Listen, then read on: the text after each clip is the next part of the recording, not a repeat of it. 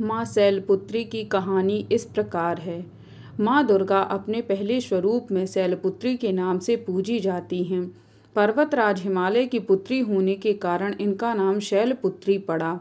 अपने पूर्व जन्म में ये प्रजापति दक्ष की कन्या के रूप में उत्पन्न हुई थी।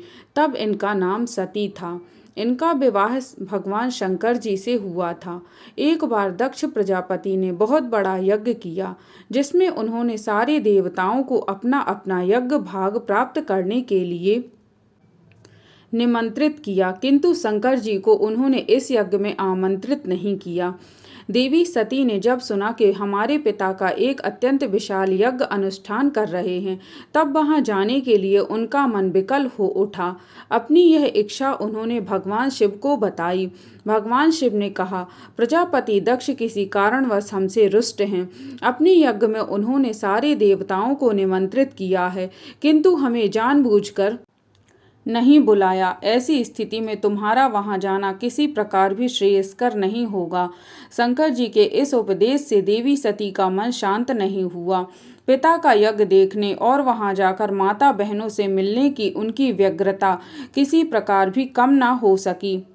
सती ने पिता के घर पहुंचकर देखा कि कोई भी उनसे आदर और प्रेम से बातचीत नहीं कर रहा है।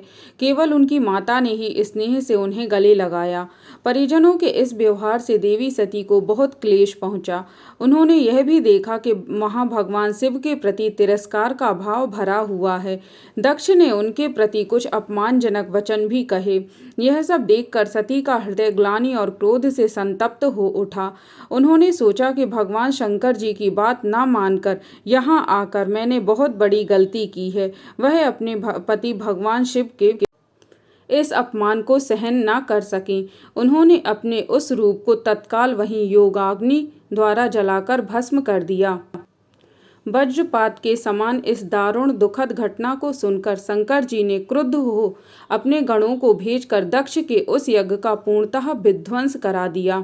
सती ने योगाग्नि द्वारा अपने शरीर को भस्म कर अगले जन्म में शैलराज हिमालय की पुत्री के रूप में जन्म लिया। इस बार वह शैलपुत्री के नाम से विख्यात हुई। पार्वती हेमवती भी उन्हीं के नाम हैं। इस जन्म में भी शैलपुत्री देवी का विवाह शंकर जी से ही हुआ। माँ शैलपुत्री का वास काशी नगरी वाराणसी में भी माना जाता है।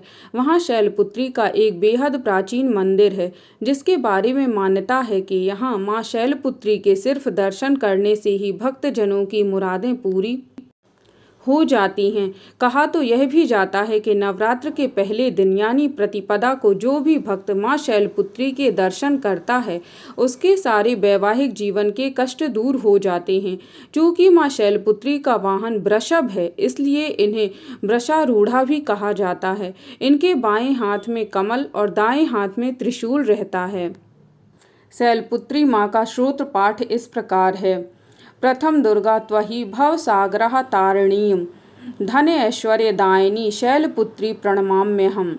त्रिलोचनिनी त्वहिं परमानंद प्रदीयमान सौभाग्यरोगदायिनी शैलपुत्री प्रणमाम्यहम्। चराचरेश्वरी त्वहि महामोहा विनाशिन मुक्ति भुक्तिदायिनी शैलपुत्री प्रणमाम्यहम्। जय माँ शैलपुत्री।